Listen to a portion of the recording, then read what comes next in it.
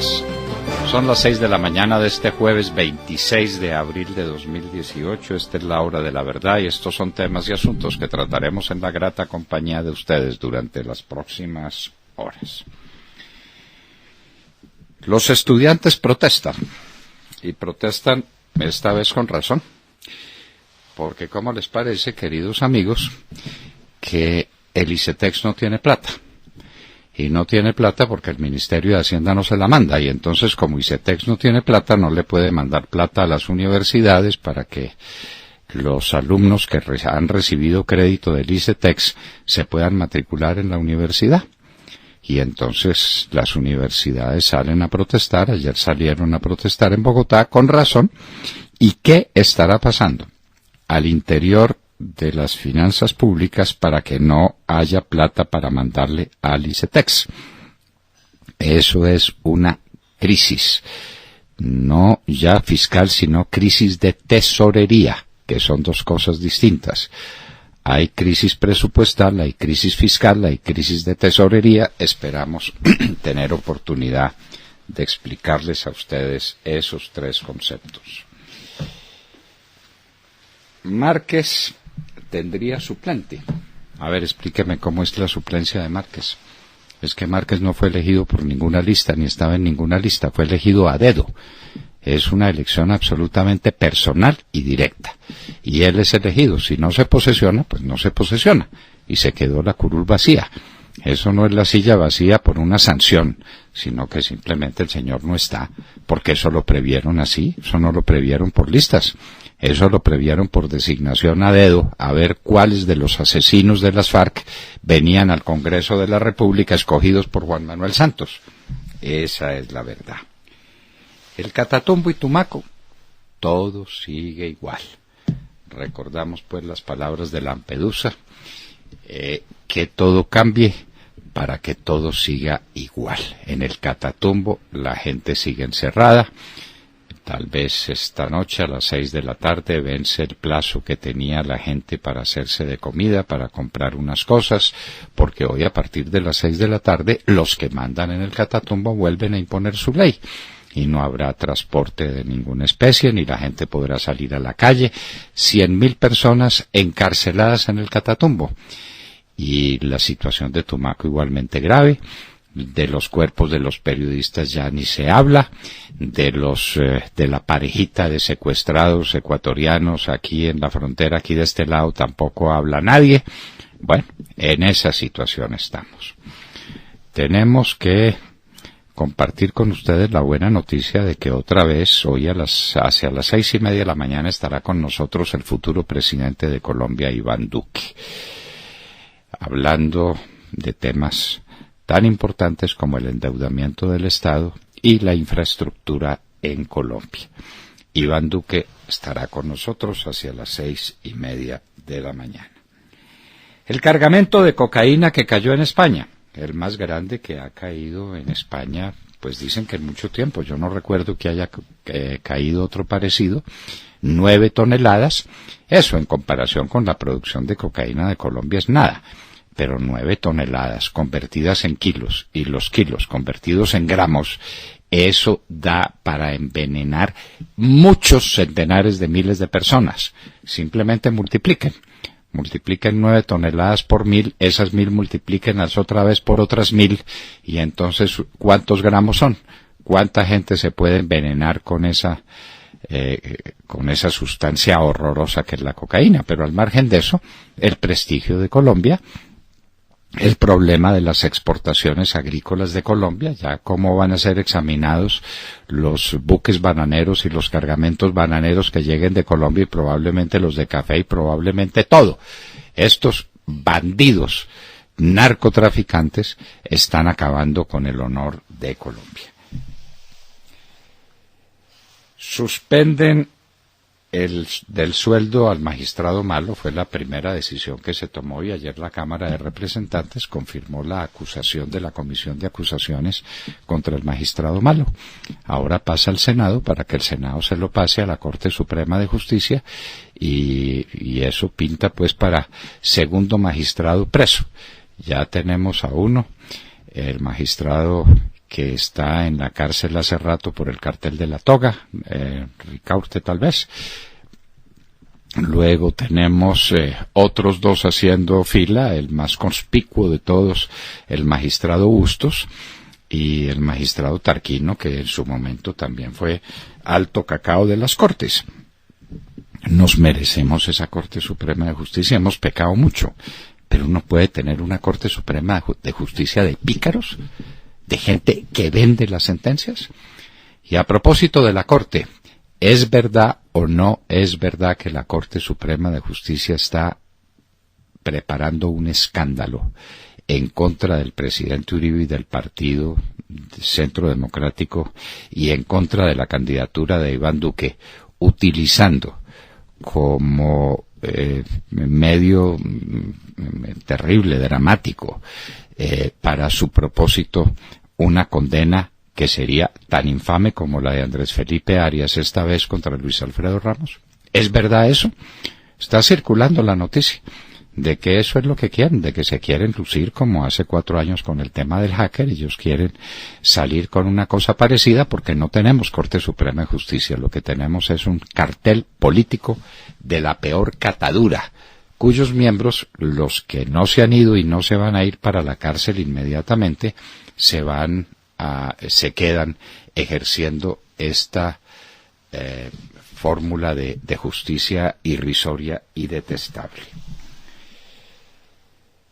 Se va Antonio Celia de Promigas. Fueron muchos años de servicio a una empresa muy importante, uno de los más destacados ejecutivos de la costa atlántica. Antonio Celia se va de Promigas. Desde la hora de la verdad le hacemos llegar nuestro saludo y nuestros deseos porque tenga de aquí en adelante muchas realizaciones. Es un hombre que está en la plenitud de su capacidad y de sus condiciones. Se va demostrando que es también un hombre de buen dejo. Los conservadores quedaron en libertad para votar, porque primero los querían someter al yugo de una minoría siniestra, pues de los amigos de la mermelada, para que se dijera que el Partido Conservador ya no iría con Iván Duque, sino que iría con Germán Vargas Lleras. Pero ya la cosa se volteó y parece que la mayoría, una mayoría muy escasa, pero mayoría 28 contra 27, entre los actuales parlamentarios y los antiguos parlamentarios, porque hay unos que se van ahora, pues terminan en junio sus funciones, y otros que llegan para posesionarse el 20 de julio, 28 a 27. El Partido Conservador está clarísimo con Marta Lucía Ramírez, aunque no sea santo de la devoción de algunos, y con Iván Duque, y con el presidente Uribe, y con lo que el presidente Uribe representa. No hay que olvidar que el Partido Conservador fue elemento importantísimo en el gobierno del presidente Álvaro Uribe Vélez. Hay cabildeo hostil contra Colombia en la OCDE. Aplazaron la aceptación de Colombia en la OCDE para 15 días, hay acusaciones de laboratorios farmacéuticas, hay dificultades, y estas noticias, pues, de lo que está pasando en Colombia no es un aliciente muy claro para que los países de la OCDE acepten a Colombia como uno de sus miembros. Financiaron las FARC las campañas políticas de Correa, el expresidente del Ecuador. Lo investiga la Fiscalía de ese país. La gran encuesta Jan Haas. Montserrat Fernández, que es nuestra especialista en la materia, les hablará a ustedes de ese tema. Libres los dueños de Supercundi, los testaferros de las FARC, porque no hubo pruebas suficientes. Aquí cuando los jueces quieren liberar a alguien, pues tienen una manera muy fácil de decir, y es que no hay pruebas suficientes. ¿Pruebas suficientes para qué? Ya les diremos que en la tarifa probatoria hay muy distintos niveles de pruebas, las que se necesitan simplemente para iniciar una investigación, las que se necesitan para llamar a juicio y calificar el proceso, y las que se necesitan para una condena o una sentencia condenatoria. Son distintas valoraciones de la prueba. Aquí pues no la hubo ni siquiera para detener a juicio del juez. Vaya uno a saber. San Andrés y Providencia, que es paraíso turístico de Colombia, y del cual dijo Santos que sería San Andrés a raíz de la sentencia que nos quitó los mares aledaños a San Andrés. Santos dio toda clase de declaraciones y prometió 1000 cosas sobre San Andrés. Vea en lo que está San Andrés. Por hospital lo que tiene es una posilga. A uno le muestran eso y dice, por Dios, yo a San Andrés no voy, con tal de no correr el riesgo de que me lleven a ese hospital. Eso es simplemente un muladar. Ese es el gobierno de Juan Manuel Santos, señores. Un juez federal de los Estados Unidos ordena a Trump reactivar el DACA, o programa para jóvenes soñadores. Macron se despide de Washington. Cristina Londoño nos hablará del tema. Hay mensajes cruzados entre Trump y Rouhani, el premier iraní. Trump insiste en que el pacto con Irán o el tratado con Irán es un desastre, y Rouhani dice que no habrá nueva discusión de ningún pacto. El asesino de Toronto, el que mató 10 personas, hirió no sé cuántas más con una furgoneta, pertenecía, dicen las autoridades de Canadá, a una organización que se llama la Rabia de Hombres Blancos. Nosotros decimos para nuestro propio manejo que hay mucho loco suelto. La Corte Suprema de Justicia de los Estados Unidos dice que las compañías extranjeras no pueden ser demandadas en los Estados Unidos por violación de derechos humanos cometida en el extranjero. Esto es contrario de la jurisprudencia que permitía que se hiciera. Ahora no se puede hacer, de manera que tranquilas las compañías extranjeras acusadas en los Estados Unidos por violación de derechos humanos en el extranjero. El presidente Trump dijo, no me lo van a creer, pero es verdad, queridos oyentes, dijo en una entrevista o en alguna parte que Kim Jong-un era una persona muy abierta y honorable.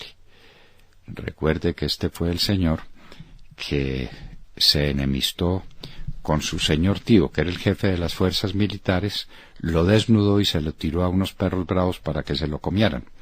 Esa es la persona abierta y honorable según Trump. La ConocoPhillips dice que le ha ganado una demanda a PDVSA por $2.000 millones, una demanda arbitral. Nos parece que el último bien que tiene PDVSA, si es que figura a su nombre, es la cadena de estaciones de servicio que hay en los Estados Unidos que se llama Citgo. Otra cosa no tiene. ¿Qué más se le puede ejecutar a PDVSA? Nada más. ¿Hay otra vez antisemitismo en Alemania? Una pregunta que nos planteamos con verdadero horror. Y en Tamaulipas, México, en un intento de secuestro a un joven que se refugió en la escuela, el agresor disparó y dejó 5 heridos. De todo esto y de mucho más hablaremos con ustedes en las próximas horas, en la Hora de la Verdad. Recuerden, como siempre, los invitamos a que sigan nuestra señal a través de Internet, en sus dispositivos móviles, en su tablet, en su computador, en su smartphone, escribiendo La Hora de la Verdad en las aplicaciones de Mundo Radio y Tuning Radio. También nos pueden sintonizar a través de los diales en Cali 1200 AM, en Medellín 710 AM y en Bogotá 970 AM de Radio Red de RCN. Y recuerden ustedes nuestras redes sociales en Twitter, donde ya somos 91.603 personas siguiendo la cuenta, para enterarnos de lo que pasa con los deportes, la economía, el oído, las entrevistas y las noticias. Todos los temas de su interés allí se encuentran. Lo mismo en nuestra cuenta de Facebook Live, donde ustedes escriben La Hora de la Verdad con Fernando Londoño Hoyos, y ahí tienen audio en directo también de alta calidad en Colombia, cualquier parte del mundo. Y si se pierden algún episodio de La Hora de la Verdad del día de hoy, simplemente entran a la plataforma de YouTube y ahí pueden encontrar nuestro programa las 4 horas ahí colgadas a su disposición para que escuchen lo que requieran de nuestra emisión. Y recuerden, como siempre, que también nos pueden escuchar a través de nuestra página de Internet desde cualquier punto del mundo, en vivo o en diferido, y nos pueden hacer llegar todas sus opiniones a través del chat. en esta dirección: www.lahoradelaverdad.com.co. Bienvenidos. 6 de la mañana, 17 minutos. Muy buenos días a todos. Es la gran encuesta de Jan Haas y hay nuevos resultados en la carrera electoral. El 38% votaría por Iván Duque. Pierde 2 puntos desde la anterior encuesta en donde estaban el 40%. Gustavo Petro tiene una intención de voto del 28%. Subió 4 puntos desde la anterior encuesta donde tenía 24. Sergio Fajardo aumenta también 2 puntos y sale con el 11%, pero solo 1 punto y se mantiene en niveles muy bajos. Pasó del 6% que tenía al 7%. A pesar de toda esa maquinaria y de toda esa publicidad y de todos los medios, muchos que se han puesto a su servicio. Humberto de la Calle, 3%, tenía el 2%. Vivian Morales, 2%, tenía el 1% en la anterior encuesta. Cuando preguntan quién cree que va a ganar las elecciones, es interesante porque el ganador es Duque. El 46% cree que Iván Duque ganará, aunque bajó desde la anterior encuesta donde marcaba 50%. Gustavo Petro marca aquí muy mal, solo el 28% cree que va a ganar. Germán Vargas es muy curioso, ¿no? Porque el 9% cree que va a ganar, pero sin embargo no tiene una intención de voto tan alta. Es decir, sale con un 7%, pero el 9% cree que va a ganar. Por los candidatos por los que nunca votarían los colombianos, encabeza la lista Gustavo Petro, que aparece con un 38%, que dice que ese 38% que nunca votarían por él, aumentó 3 puntos desde la encuesta pasada. Iván Duque tiene un 25%, y esto es preocupante porque aumentó 11 puntos desde la encuesta pasada. Tenía un 14% de los que no votarían por él y ahora tiene un 25%. Por regiones, mucha atención, a usted le encanta porque dice que el eje cafetero es el que define quién va a ganar. En el eje cafetero sigue Iván Duque encabezando las encuestas, aparece con un 48%, seguido por Sergio Fajardo con un 17%, la diferencia es muy grande, y Gustavo Petro, que no le va nada bien en el eje cafetero, con un 10%. En Bogotá encabeza Gustavo Petro, que tiene un 35%, seguido por Duque, que tiene un 27%. En el Caribe gana Gustavo Petro con el 42% e Iván Duque, que tiene un 37%.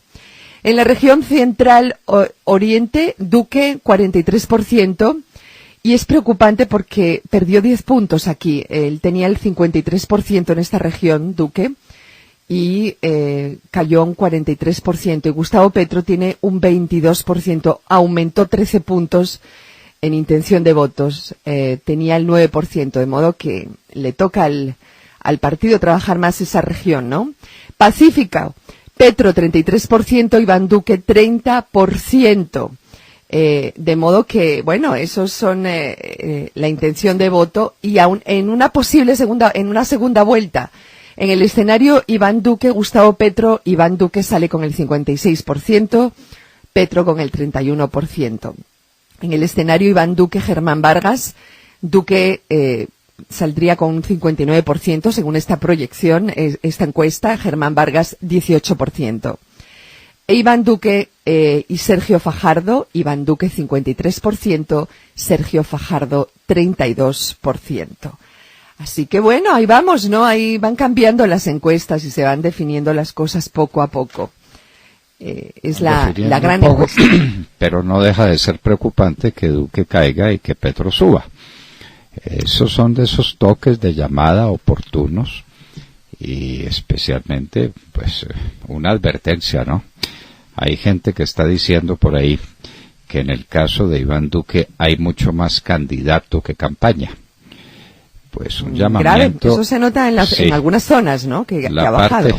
La parte formal de la campaña no tiene éxito, Iván Duque lo tiene, Iván Duque es vencedor en todas los debates que se hacen, la gente entiende que Iván Duque es la esperanza, pero de todas maneras las advertencias son las advertencias, y lo que hemos dicho tantas veces, los presidentes de Colombia son elegidos por los que llamamos el cinturón cafetero, Antioquia, Caldas, Quindío, Risaralda, sur del Tolima, el Huila, el norte del Valle del Cauca, esos son los que deciden la elección, la gran parte del país andino, del país cafetero.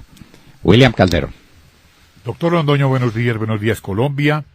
Gracias por invitarnos a sus hogares y a sus vehículos. Hoy es jueves 26 de abril del año 18. Faltan 103 días para que termine el más corrupto gobierno en la historia política de Colombia, el narcogobierno de Juanpa, comandante Santiago. Desde su vertical y ortodoxa columna, desde su vertical y ortodoxa columna editorial del diario El Tiempo, de hoy 26 de abril de 2018, página 113, el patricio liberal Abdón Espinosa Valderrama, próximo ya a los 97 años, se asombra con los acuerdos del gobierno con las FARC, cuando destacados integrantes de esa organización criminal intentan cuantiosos despachos de cocaína en connivencia con poderosas ramas del narcotráfico azteca. La alianza de Jesús Santrich con el sobrino de Iván Márquez, el legendario jefe liberal, describe magistralmente el inmoderado crecimiento de los cultivos ilícitos de coca en Colombia, renegando de su pasado civilista, respetuoso de las leyes nacionales e internacionales y de toda juridicidad. Doctor Londoño, lo que usted a diario dice. Bienvenida, pues, la columna del doctor Abdón Espinosa Valderrama. ¿Y el Partido Liberal qué se hizo, doctor? El Partido Liberal está en el 3%, en el margen de error. Esto desde una perspectiva histórica, esto es sencillamente dramático, absolutamente dramático. Sí. Bueno, Vanessa Araujo. Doctor Fernando y queridos oyentes, muy buenos días. Venezuela sin luz y sin agua en plena campaña electoral. Para algunos es curioso que ni siquiera en plena campaña electoral Maduro se esfuerce por mejorar la situación de los venezolanos. Pero es que recordemos que los resultados de las elecciones ya están, gana Maduro. Venezuela lleva meses sufriendo apagones, cortes de agua y de internet, pero ahora la situación es crítica. El estado con la mayor población y las más altas temperaturas del país, el estado Zulia, lleva 4 días sin luz. Y en las últimas horas se convirtió en escenario de protestas reprimidas a oscuras que cobraron la vida de un adolescente de 15 años y dejaron 40 nuevos presos políticos que solo exigían que el servicio eléctrico volviera a sus hogares. El chavismo en Venezuela logró convertir el sistema eléctrico del país en uno de los más subdesarrollados y abandonados del mundo. Mientras el régimen de Maduro anuncia que financiará proyectos de energía solar en islas del Caribe, la nación enfrenta decenas de apagones diariamente, dejando al menos a 6 estados simultáneamente sin fluido eléctrico. Eso sí, hay que decir que lo que sucede en el estado Zulia es una réplica de lo que ocurre en otros estados de Venezuela, donde es un milagro tener luz, agua e internet de manera simultánea. Por ejemplo, en el estado Mérida, también al occidente del país, centenares de merideños aprovecharon esta semana el agua de la lluvia para salir a bañarse en las calles y recoger agua con el fin de asear sus viviendas. En Mérida, los graves problemas en las plantas de tratamiento de agua han dejado a los habitantes sin agua potable durante varios días seguidos. También esta semana el gobernador chavista de Carabobo salió en un video reclamando a la estatal Hidrocentro que su piscina no tiene agua. Unas declaraciones que indignaron a la población porque mientras el señor gobernador de Carabobo no tiene su piscina llena, miles de venezolanos no tienen agua para sus necesidades básicas hace días. Lo normal es que los venezolanos en el interior del país solo tengan acceso al servicio de agua 2 veces por semana. Increíblemente, la situación en Venezuela es cada vez peor. Lo más triste y desesperanzador es que las próximas elecciones presidenciales, que se realizarán el 20 de mayo, no son más que un circo. Ganará de nuevo Maduro. Por ahora no se ve luz en el futuro de Venezuela. Qué horror, pobre Venezuela, tan cerca de nuestro corazón, tan lejos de toda posibilidad de redención, por lo menos inmediata. Cuando se iba a caer Maduro, recuerden ustedes, intervino en su favor el Papa Francisco, congeló el ímpetu oposicionista en Venezuela y produjo este desastre, donde no hay gobierno, desde luego no lo hay, lo que hay es una turba de ladrones que están saqueando lo que queda en Venezuela y que ya no tienen para dónde irse y se tienen que quedar allá, movidos desde luego por el régimen cubano que todavía sigue esperando que Venezuela le manda barriles de petróleo para sobrevivir. Esa es la realidad. Y ahí pues la tenemos, de manera que no tienen gobierno, como decíamos, pero tampoco tiene oposición, y eso sí es lo peor que puede pasar en una supuesta democracia como la de Venezuela, donde la gente no tiene agua, no tiene luz, no tiene internet, en el país más rico de América. La riqueza de Venezuela es una riqueza proverbial, gigantesca, enorme, pero tiene el socialismo encima. Y ahí están los resultados. De Mar Corto. Doctor Fernando, compañeros de la mesa, oyentes de la Hora de la Verdad, muy buenos días. Luego de 3 semanas de espera, excusas e impedimentos para resolver darle el trámite por fin a la acusación en la Cámara de Representantes al magistrado Malo por los delitos de concierto para delinquir, cohecho propio, prevaricato por acción y por omisión y utilización de asuntos sometidos secreto a reserva, ayer, luego de una sesión reservada de primera mano, nos enteramos que 82 representantes a la Cámara votaron a favor de la acusación contra el magistrado Gustavo Malo y solo 2 lo hicieron en contra de la medida de darle tránsito a esa acusación de Gustavo Malo. El proyecto de la comisión de acusación había sido radicado el pasado 5 de marzo, donde se pedía acusar formalmente al magistrado que perdería su fuero en caso en el que el Senado así lo determine en los próximos días cuando la plenaria lo defina. En este proceso los representantes investigadores Eduardo Rodríguez del Centro Democrático y Fabio Arroyave tuvieron en cuenta 25 testimonios para elaborar esta acusación. Entre los testigos se encuentran el abogado y exfiscal anticorrupción Luis Gustavo Moreno, el magistrado auxiliar de Malo para la época de los hechos que era el señor José Luis Reyes, el excongresista Musa Besaile, de captura o simplemente dilatarlos. En este caso, que pone al descubierto cómo operaba en algunos casos en la Corte Suprema de Justicia, que no administraba justicia sino dineros, como en el caso de Malo, bustos y recaute. Por estos hechos llamados el cartel de la toga, está en la cárcel el exmagistrado de la Corte Suprema de Justicia Francisco Ricaurte y el senador Musa Besaile, y en el camino se está investigando al expresidente de ese alto tribunal Leonidas Bustos, y también se había llamado ya indagatoria al señor Camilo Tarquino, también de la Corte Suprema de Justicia.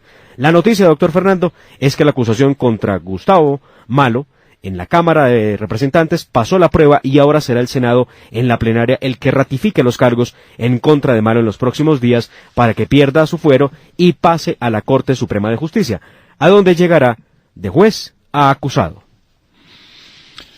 Cuando la sal se corrompe, es que el Poder Judicial es la sal de la República. Nadie tiene la obligación de ser más recto, más transparente, más probo que un magistrado, que un juez. El magistrado y el juez representan la dignidad de la República y representan todos los valores de la sociedad. Un juez corrupto, un magistrado corrupto, y si es magistrado de las altas cortes, ni hablar, son una contradicción en los términos. Eso no puede ser. Si fuera uno, pero es que no son uno. Ya tenemos otro en la cárcel. Leonidas Bustos no se ha ido para la cárcel porque ha interpuesto recursos y ha dicho mentiras, pero ese se va para la cárcel también. Camilo Tarquino haciendo cola para irse para la cárcel. Esto es inaudito, De manera pues, y hay otros magistrados que, válganos Dios, esos que filtran noticias y que filtran sus ponencias en un sentido o en otro para hacerse famosos o para hacer política, debieran también irse para la cárcel. De manera que esto es de una gravedad extraordinaria, queridos amigos. Esto no es una noticia cualquiera. ¿Ustedes se imaginan algún país desarrollado de Europa o de los Estados Unidos con la noticia de que un magistrado de la Corte Suprema de Justicia es corrupto, que vende sus sentencias? Eso sería el escándalo del siglo, Frente a eso, el escándalo Profumo en Inglaterra se empalidecería, no significaría nada. Pues aquí no es un magistrado, sino que es toda una asociación para delinquir, un concierto para delinquir de varios magistrados que vendían sus sentencias. La fiscalía lo dijo, eso era una empresa criminal la que estaba montada en la Corte Suprema de Justicia, donde ahí Musa Besaile fue el primero en decir, bueno, a mí me estaban cobrando una plata, yo fui víctima de una extorsión. Y era, no señor, qué pena, pero es que usted estaba pagando, entonces también va al proceso, y por eso está en estos momentos en la cárcel. Aquí teníamos unas cortes hermoso, en el altar de los altos valores de la patria, de los magistrados de la corte que se hicieron matar por los amigos de Gustavo Petro, ¿no? Recuerden ustedes. Claro. Prefirieron la muerte al deshonor. Estos magistrados de ahora se llenan los bolsillos de plata, de una plata corrupta, de una plata vil, dando el ejemplo más detestable que puede dar un magistrado. Uno se pregunta si estos son los magistrados de la Corte Suprema de Justicia, ¿qué pasa entonces con los jueces promiscuos y los jueces municipales y los jueces de circuito y todos? Esto no con puede los ser. fiscales. Esto no puede ser. Los primeros que deberían protestar serían los magistrados y los jueces. Pero es que mucho cambió cuando la Constitución del año 91 resolvió que los magistrados de las altas cortes no se elegirían por cooptación, que era lo que venía rigiendo. No a la perfección, porque no hay ningún sistema perfecto en estas materias, pero sí con unos resultados que distan tanto de los de ahora. Uno no se imaginaba, yo no me hubiera imaginado jamás que las cortes ante las que yo actué como ministro de Justicia, hace pues no demasiados años, 15, 16 años, estuvieran vendiendo sentencias. Eso no me cabía en la cabeza. Había que ver la probidad y la rectitud de esos magistrados. Bueno, pues hay que ahora recordar, doctor, las palabras de la doctora Fanny González, ¿no? Asesinada por el M-19 en el Palacio de Justicia. De verdad que uno mira esas palabras de antología y compara lo que pasa y uno dice, pero si las tenemos por ahí. las tengo aquí a la mano, de hecho. Léalas, por favor, Demar. Decía la doctora Fanny González en sus últimos momentos: por voluntad de Dios y autoridad de la ley, vine a la Corte a administrar justicia en nombre de la República de Colombia. No a llorar ni a pedir clemencia. Dios está conmigo y me ayudará a conservar mi dignidad de magistrada. Si es designio de Dios que yo muera para que se conserven inmaculadas las instituciones jurídicas y vuelva la paz a Colombia, entonces que Dios, el presidente y las Fuerzas Armadas salven la patria. Qué belleza. Muero, pero no me doblego. Qué belleza. No. Eso lo deberían tener en todos los despachos de todos los jueces, de todos. Es que es la proclama. Esa es la verdadera proclama de un verdadero juez de la República. Empezando en los despachos de los magistrados de la Corte Suprema de Justicia.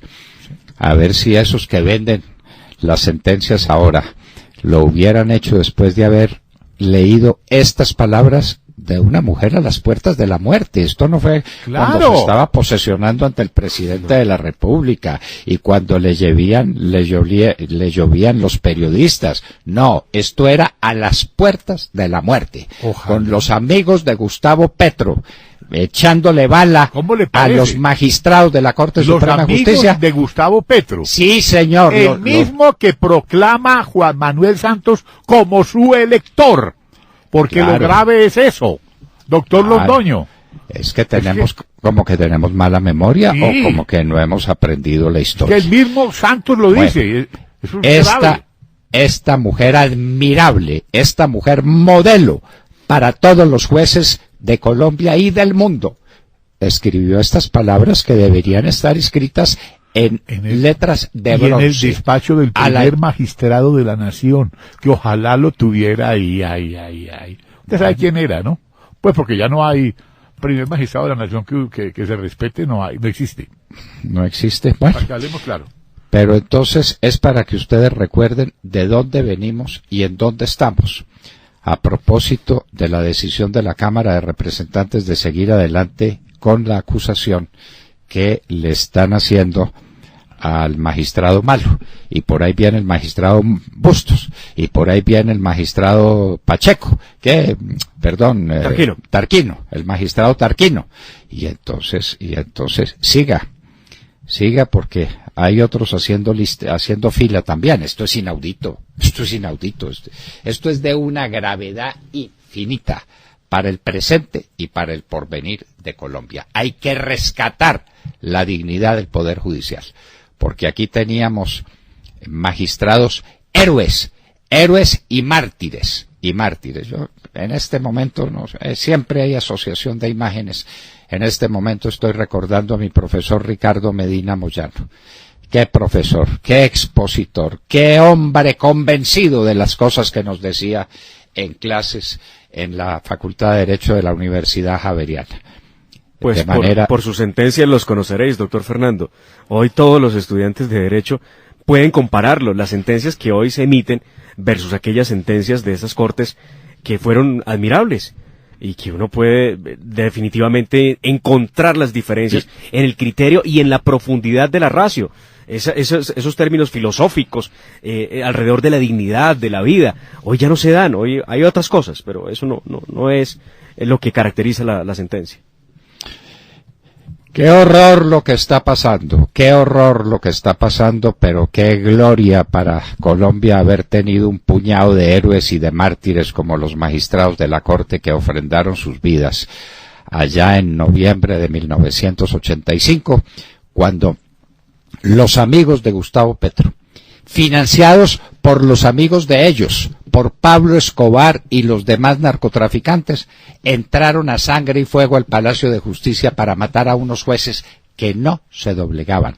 Les habían hecho todas las amenazas, yo las vi, las cartas en que les mandaban simplemente una hoja con un ataúd pintado, yo las vi. Y ahí se mantuvieron, fieles al servicio del país y fieles al servicio de la justicia. Y esos eran nuestros jueces, Dios mío, esos eran. Lo de esta magistrada es que es gloria para la jurisprudencia, para la justicia en el mundo. Y ahora lo que tenemos pues son unos miembros de una empresa criminal que son los magistrados de la Corte Suprema de Justicia. Esto es sencillamente inaudito. Pero bueno, está pasando, ¿qué le vamos a hacer?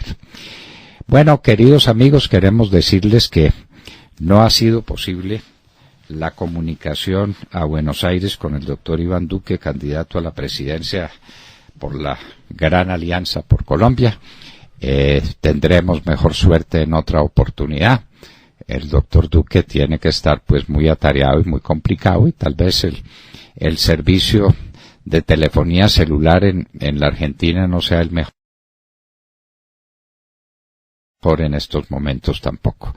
En todo caso, él tenía el compromiso con ustedes, queridos oyentes,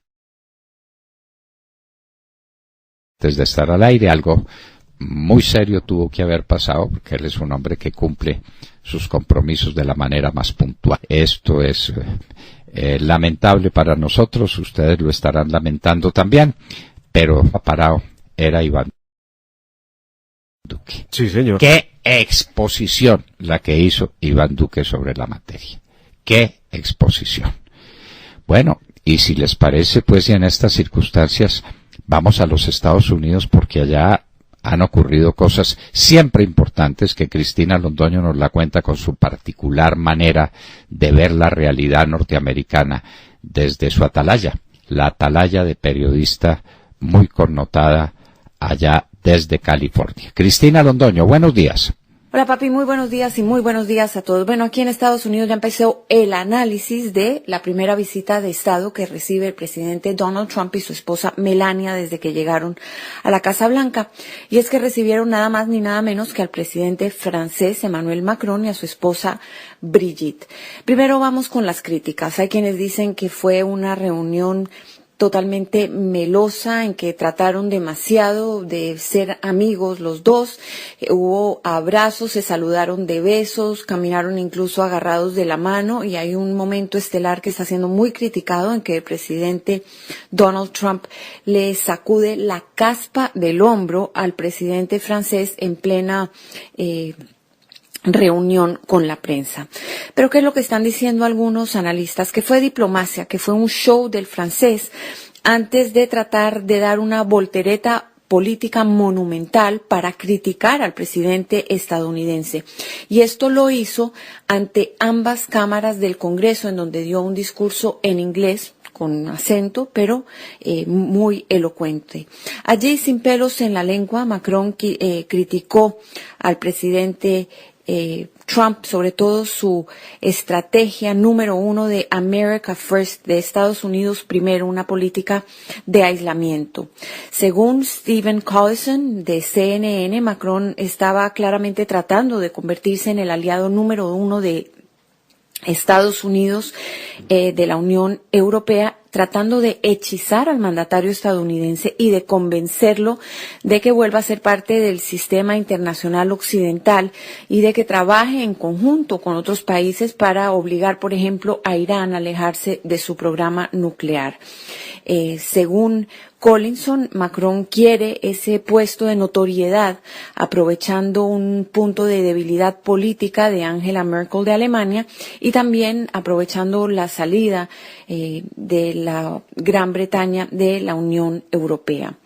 Dijo Macron en este discurso en el Capitolio de los Estados Unidos que podemos escoger el aislamiento, la retirada, el nacionalismo es una opción. Dijo, puede ser una opción tentadora, pero temporalmente, y ser visto como un remedio para nuestros miedos. Pero aseguró que cerrar la puerta al mundo no solamente no va a detener la evolución, sino que en vez de apaciguar, va a atizar los miedos de los ciudadanos. Esas fueron palabras textuales, las que les acabo de citar, de Macron ante el gobierno de los Estados Unidos.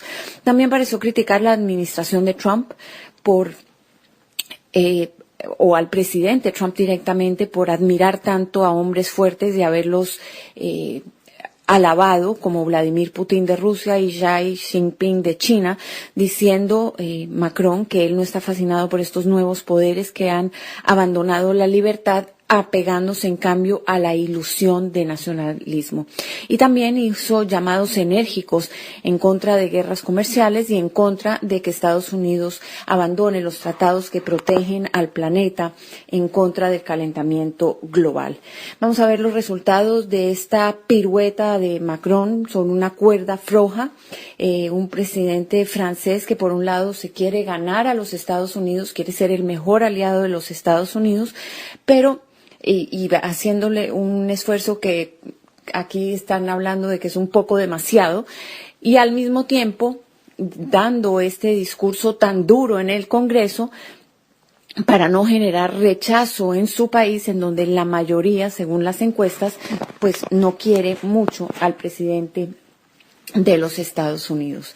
¿Quién es la gran ganadora de esta visita? Bueno, según los medios aquí, Melania Trump, ella con todos los escándalos de la prostituta rusa y todas estas cosas que ven de la actriz pornográfica y de las posibles fotos del presidente Trump que se han mencionado en los medios de si tienen algo de él con prostitutas rusas, pues ella había estado en la sombra y ahora sale, se adueña de la gala de Estado, llevaba meses estudiando el protocolo, escogió todo, no contrató a nadie y se lució.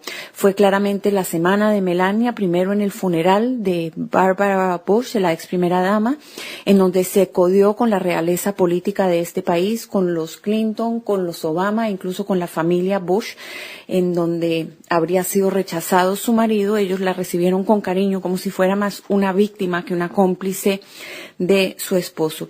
Y en los últimos 2 días, pues se lució claramente con la primera pareja de Francia. Dicen muchos que es su reivindicación.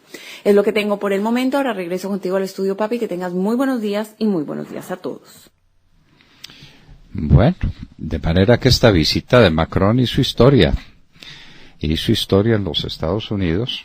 Macron muy hábil, Trump bastante interesado en la amistad de Macron, pero pues al mismo tiempo suelta unas cosas que Ave María las cosas que alcanza a decir Trump, como aquello de que Kim Jong-un es una persona abierta y honorable. ¿Quién lo creyera, no? Como quien lo creyera que aquí en Colombia, queridos amigos, hay ciertas personas que ya se están dando golpes de pecho y refiriéndose a los acuerdos con las FARC para decir que están vueltos trizas. Nos han criticado tanto y resulta que la expresión se volvió viral, como dicen ahora, de uso común, porque están vueltos trizas. Como que hasta Claudia López está arrepentida de haber votado tantas veces a favor de Santos y de su proyecto de la llamada paz. Sí, señor, pues ayer nos sorprendía en la plenaria del Senado de la República escuchar las declaraciones de Claudia López, quejándose amargamente porque el acuerdo hizo agua, porque nada está funcionando, porque la realidad que muestra el ministro de Defensa, Luis Carlos Villegas, ayer en varios medios de comunicación, diciendo que la paz iba por buen camino, que habían bajado los índices de homicidios, que todo estaba muy bien, que la erradicación, mejor dicho, el país de las maravillas. Y se preguntaba Claudia López en la plenaria si es que el país de PowerPoint que presenta el ministro Villegas es el mismo que estamos viviendo todos los colombianos. Y ella dice, es que en cada pueblo lo que uno encuentra es que están echando bala y la gente está desplazada. Escuchemos lo que dijo Claudia López en la plenaria del Senado el día de ayer. A mí me irrita, francamente, ver la campaña propagandística del ministro de Defensa en diferentes medios de comunicación. Según él, este país está en el país de las maravillas, todo está perfecto, la seguridad va mejorando, la paz se está cumpliendo. Yo no sé francamente en qué país es que vive el señor ministro de Defensa, porque cuando uno va a las regiones pasa es exactamente lo contrario. Las poblaciones están en la mitad de una balacera, los acuerdos no se están cumpliendo, la erradicación y sustitución de cultivos ilícitos no se está cumpliendo, el crecimiento de cultivos ilícitos sigue subiendo, y aquí nos muestran un país en el PowerPoint y otro es el que uno ve en las regiones. Me parece, señor presidente y apreciados colegas, que ese es un debate que no da espera.